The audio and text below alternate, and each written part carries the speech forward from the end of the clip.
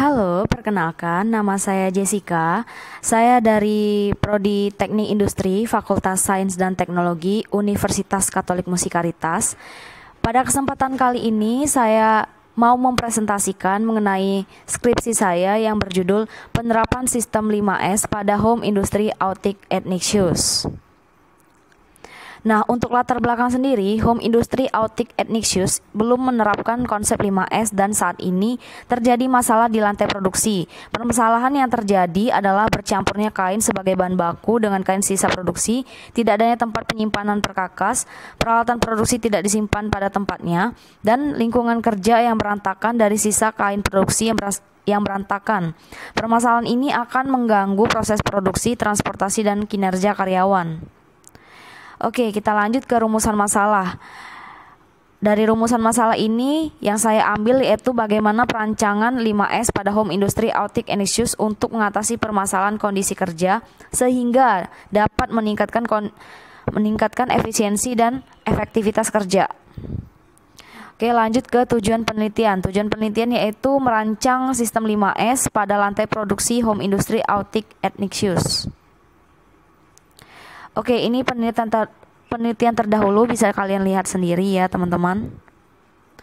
Oke, lanjut ke pengertian umum 5S. Menurut Widodo tahun 2009, konsep 5S merupakan metode penyempurnaan tempat kerja yang dilakukan secara berkelanjutan untuk menjadi kondisi yang lebih baik dari kondisi sebelumnya. Sasaran terakhir 5S adalah peningkatan produksi. Penerapan 5S dalam dunia usaha adalah berusaha menghilangkan pemborosan atau waste. Terus lanjut ke tujuan sistem 5S. Menurut Takashi Oshada, tujuan diterapkannya budaya 5S itu adalah ada 4, yaitu keamanan, efisiensi, mutu, dan mencegah terjadinya macet pada mesin produksi. Oke, lanjut ke pengertian seiri, seiton, seiso, seiketsu, dan shisuke.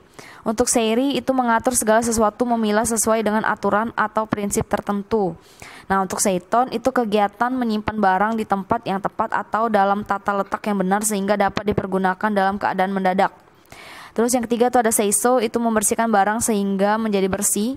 Terus yang keempat itu ada seiketsu, pemantapan yang dilakukan secara terus-menerus dan berulang-ulang memelihara pemilahan, pemenataan, dan pembersihannya.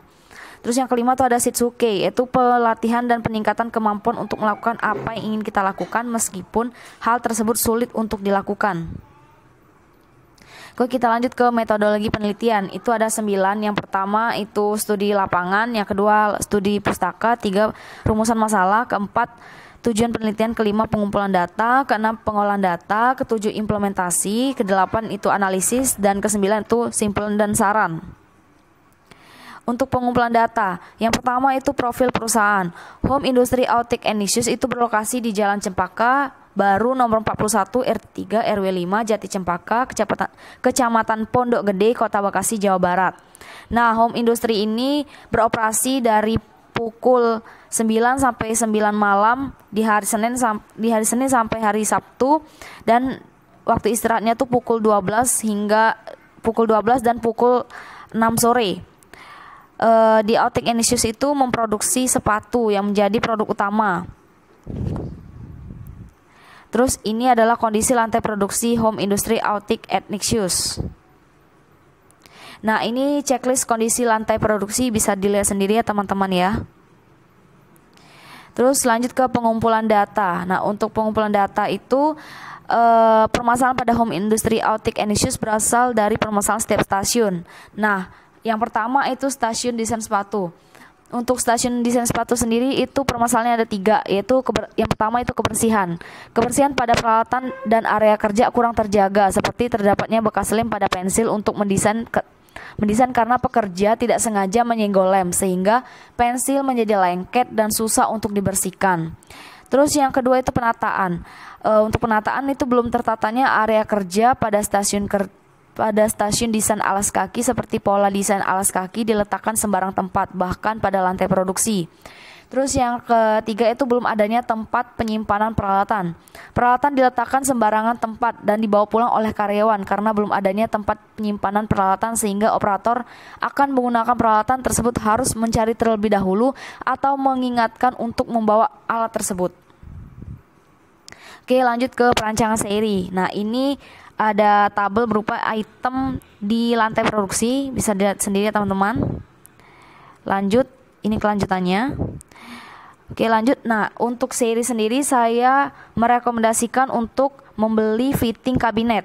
Nah, itu untuk harganya itu 2 juta, umur ekonomisnya itu 10 tahun, nilai sisanya itu 200.000. Dan untuk beban penyusutannya itu per tahun 180.000 dan besar presentasi penyusutan tiap tahunnya itu 9%. Nah, ini saya menggunakan metode garis lurus. Oke, lanjut. Ini peralatan pada stasiun desain sepatu. Bisa dilihat sendiri ya teman-teman ya. Nah, ini peralatan yang akan diberi label nama. Diberi label merah, maaf. Nah, ini peralatan pada stasiun perakitan sepatu. Ini kelanjutannya. Nah, ini peralatan yang akan diberi label merah. Ini kelanjutannya.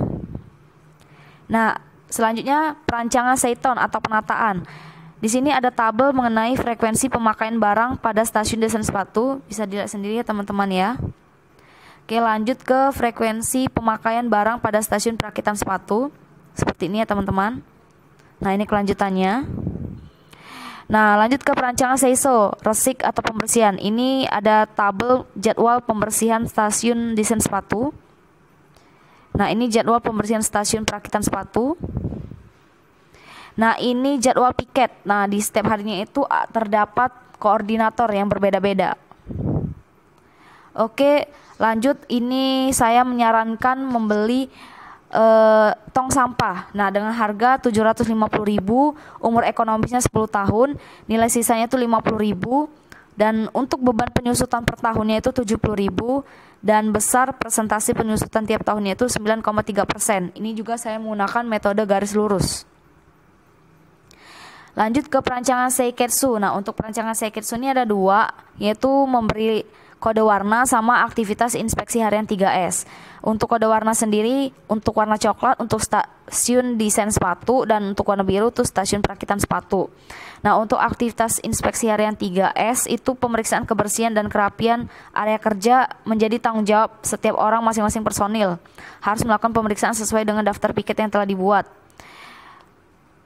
Oke, lanjut ke perancangan Shitsuke. Untuk perancangan Shitsuke sendiri itu ada 2. Yang pertama, pelatihan pada karyawan baru. Pelatihan diberikan selama 1 bulan dan dilakukan oleh karyawan senior dan tetap diawasi secara langsung oleh pemilik Home Industry Autic Ignitius. Nah, yang kedua itu penghargaan karyawan terbaik setiap bulan. Penghargaan ini diberikan agar karyawan terbaik dapat menjadi contoh dan memberikan semangat pada karyawan lainnya. Oke, lanjut ke analisa kondisi lantai produksi. Untuk kondisi lantai produksi Home Industry Autic Ignitius belum menerapkan 5S, sehingga kurang tertatanya peralatan dan area kerja dengan baik. Area kerja tidak memiliki batas antara area kerja, operator tidak mengembalikan peralatan ke tempat semula setelah digunakan, dan sebagainya. Keadaan di atas menyebabkan proses produksi membutuhkan waktu, tenaga, aliran material handling jadi tidak lancar, mesin yang tidak berfungsi sehingga meningkatkan biaya produksi, serta banyak memproduksi barang yang cacat produk.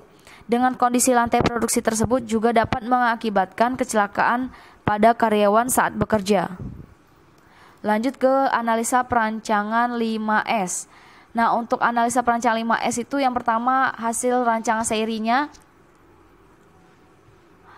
yaitu tahapan yang dilakukan dalam perancangan ini, peralatan yang rusak atau tidak diperlukan pada lantai produksi dilakukan pemilahan. Terus yang kedua, analisa perancangan Seiton itu menentukan tempat penyimpanan di mana peralatan akan disimpan. Itu berdasarkan tingkat frekuensi penggunaan peralatan atau barang. Terus yang ketiga itu analisa perancangan Seiso, itu dengan membuat jadwal pembersihan, menentukan tanggung jawab kebersihan pada area kerja. Terus lanjut ke analisa perancangan Seiketsu, itu membuat mekanisme pemantauan dan aktivitas inspeksi harian. Terus yang kelima itu analisa perancangan Shitsuke, itu pembiasaan prosedur yang telah ditetapkan dan sosialisasi peraturan-peraturan yang berhubungan dengan 5S yang telah dibuat. Oke, lanjut ke kesimpulan. Nah, untuk kesimpulan sendiri dari hasil rancangan seri, yaitu Eliminasi barang-barang yang tidak diperlukan pada setiap stasiun, memberi label merah pada peralatan yang tidak diperlukan dan rusak, menerapkan manajemen stratifikasi. Terus yang kedua, hasil perancangan Seiton pada lantai produksi home industry Autic and Issues, yaitu menentukan frekuensi pemakaian barang setiap stasiun, menetapkan tempat penyimpanan barang-barang setiap stasiun. Terus yang ketiga itu hasil rancangan Seiso, yaitu membuat jadwal pembersihan setiap stasiun. Oke, lanjut ke 4 yaitu hasil rancangan Shitsuke, yaitu membuat mekanisme pantau. Terus lanjut ke 5 yaitu Shitsuke. Maaf, bukan Shitsuke tapi Seiketsu, yaitu mensosialisasikan peraturan-peraturan 5S untuk pengembangan kebiasaan dalam hal mematuhi aturan di tempat kerja. Oke, baiklah, itu saja yang dapat saya sampaikan pada presentasi saya kali ini. Bila ada kesalahan saya meminta maaf. Terima kasih dan selamat pagi.